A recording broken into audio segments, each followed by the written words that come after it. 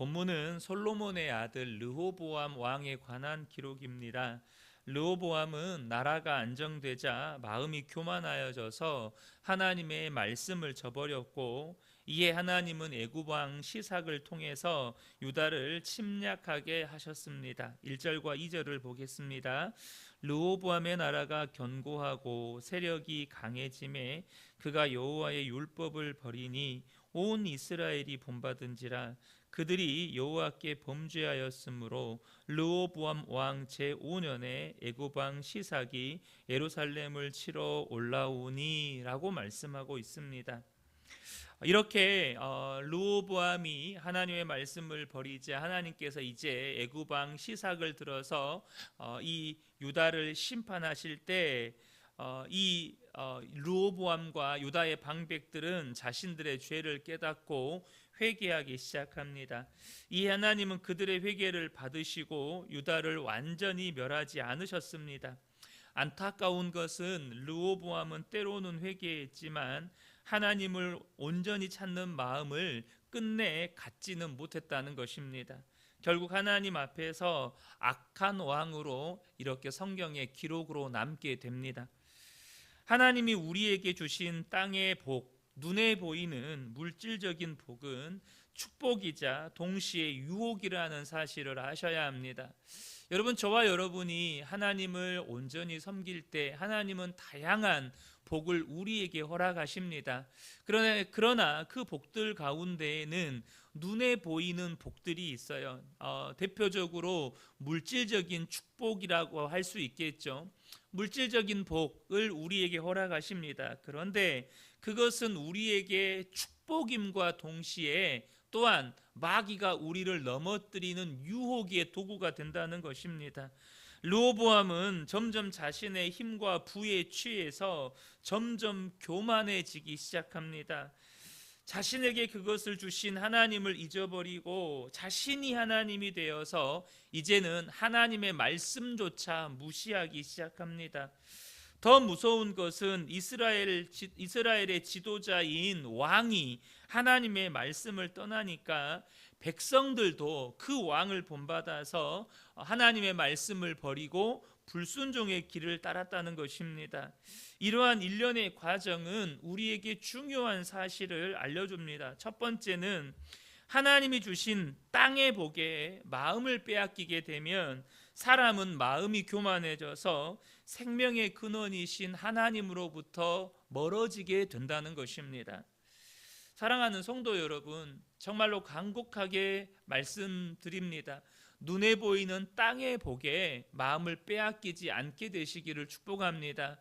잘 먹고 잘 사는 것, 이 땅에서 남들보다 좀 더 잘 먹고 좋은 거 먹고 좋은 집에 살고 정말로 발목에다가 금붙이 붙여놓고 사람들에게 자랑하며 사는 것 자체가, 여러분, 이것이 내 마음을 하나님으로부터 멀어지게 만든다는 거예요.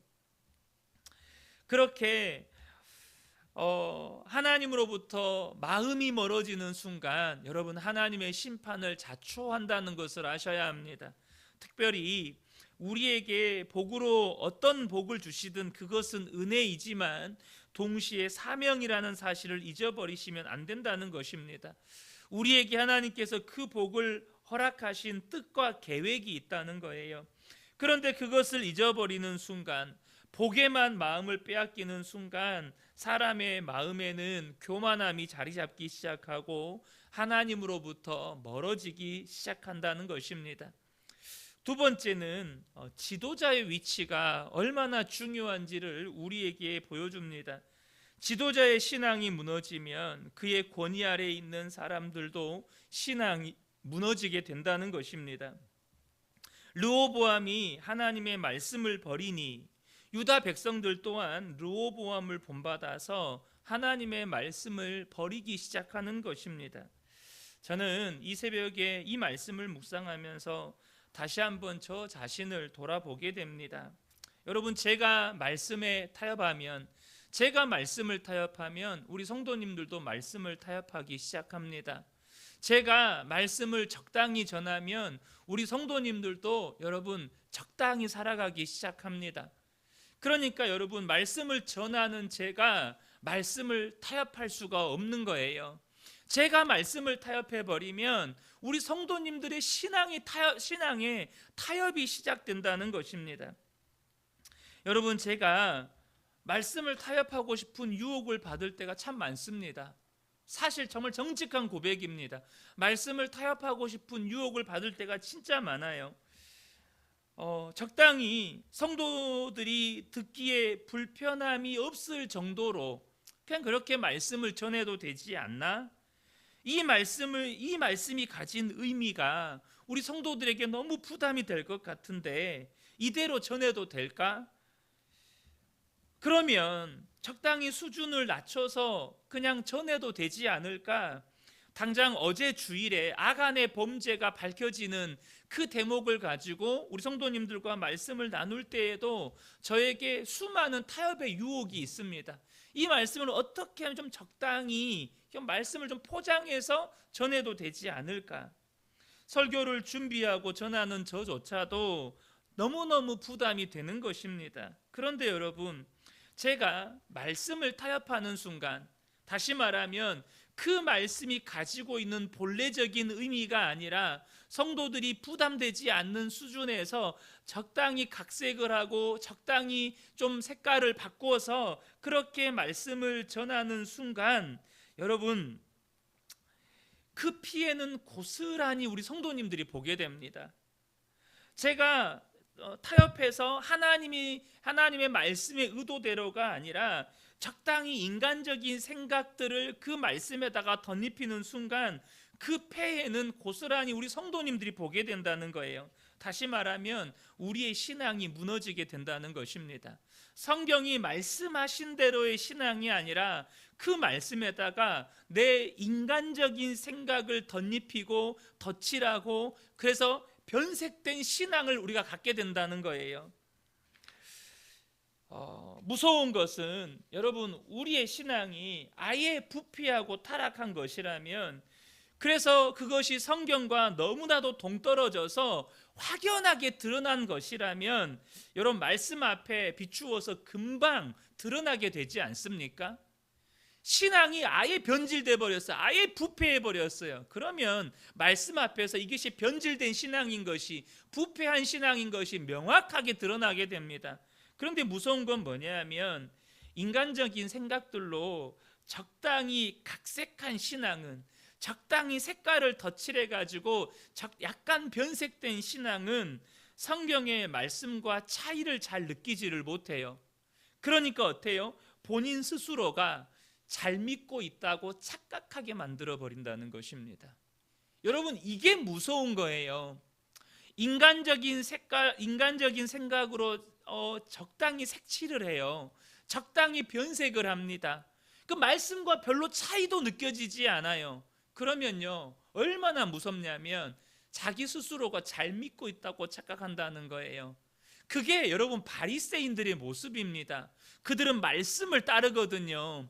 정말 하나님의 말씀을 철저히 지킵니다. 근데 어떻게 철저히 지켜요? 자신들이 재해석한 대로 철저히 지킵니다. 그러니까 어떤 생각을 합니까? 자기들은 1회에 한 번씩 금식도 하죠. 구제도 하죠. 안식일 철저히 지키죠. 그러니까 얼마나 자신들이 잘 믿고 있다고 착각을 하고 있는지 몰라요. 이게 무서운 것입니다. 신앙이 아니라 신념이 돼버리는 거예요. 신앙과 신념의 차이를 아셔야 합니다. 신앙은 말씀 그대로 믿는 것입니다. 신념은 말씀을 자신이 생각한 대로 믿는 것입니다. 이게 무서운 거예요. 말씀을 자기의 생각으로 재해석을 해서 그것을 철저하게 믿고 따르는 거예요.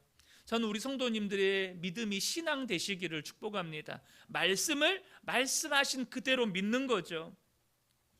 여러분, 우리의 믿음은 언제나 성경에, 하나님의 말씀에 비추어 보아야 합니다.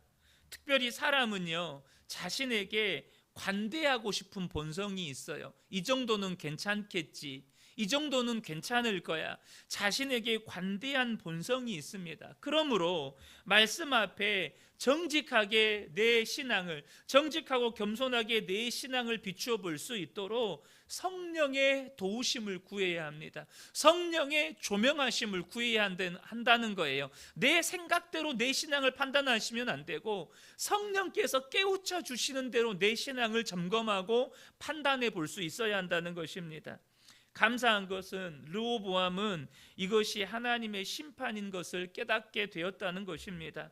즉시 이집트를 통한 하나님의 심판이 어디에서 비롯되었는지를 알고 자신의 허물을 인정합니다. 5절과 6절을 보면 그때 유다 방백들이 시삭의 일로 예루살렘에 모여 있는지라 선지자 스마야가 르호보암과 방백들에게 나와 이르되 여호와께서 이같이 말씀하시기를 너희가 나를 버렸으므로 나도 너희를 버려 시삭의 손에 넘겼노라 하셨다 하신지라. 이에 이스라엘 방백들과 왕이 스스로 겸비하여 이르되 여호와는 의로우시도다 하매 이렇게 반응을 합니다. 그들의 죄악에 대한 하나님의 조치가 의로우시다는 사실을 받아들여요. 이제 하나님은 약속하신 대로 유다를 완전히 멸하지 않고 조금 구원하시기로 결정합니다. 7절에 여호와께서 그들이 스스로 겸비함을 보신지라 여호와의 말씀이 스마야에게 임하여 이르시되 그들이 스스로 겸비하여 내가 멸하지 아니하고 저희를 조금 구원하여 나의 노를 시삭을 통하여 예루살렘에 쏟지 아니하리라. 이 모습은 지금 이 역대기서 말씀은 바벨론 포로에서 귀환한 백성들에게 쓰여진 성경입니다. 그들은 하나님의 심판으로 바벨론 포로에 끌려갔고 70년 만에 귀환하여서 황폐한 이스라엘을 보고 있는 그 상태예요. 그들에게 하나님의 약속의 말씀이 이루어지는 것을 지금 보여주고 있는 것입니다. 어떤 약속의 말씀일까요? 역대하 7장 14절에 내 이름으로 일컫는 내 백성이 그들의 악한 길에서 떠나 스스로 낮추고 기도하여 내 얼굴을 찾으면 내가 하늘에서 듣고 그들의 죄를 사하고 그들의 땅을 고칠지라. 이 약속의 말씀이 르호보암과 그 이스라엘 가운데 이루어지는 것을 지금 바벨론 포로에서 돌아온 이 귀환한 백성들에게 보여주는 거예요. 사실 여러분, 르호보암은 이스라엘의 악한 왕으로 기록된 왕입니다. 신앙이 있을 때도 있었지만 없을 때가 더 많았어요. 사실 하나님께서 다윗과 솔로몬을 통해서 부어주셨던 그 부귀 영화를 한 세대 만에 말아먹은 인물이 르호보암입니다.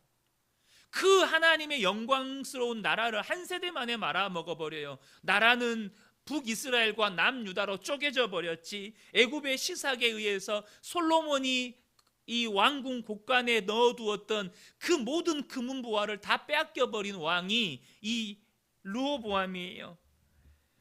그러나 그렇게 하나님을 구하는 마음을 한결같이 지키지 못했지만 징계를 받으면 돌아설 줄 아는 왕이었다는 거예요. 다시 말해서 우리가 비록 하나님 앞에 신실하지 못하고 그래서 유혹 앞에 무너지는 연약한 믿음의 사람들이지만 하나님이 징계하실 때 그 악한 길에서 떠나서 스스로 낮추고 하나님의 얼굴을 찾으면 하나님이 우리의 죄를 사하여 주시고 우리를 고쳐주시는 신실하신 분이시라는 것입니다.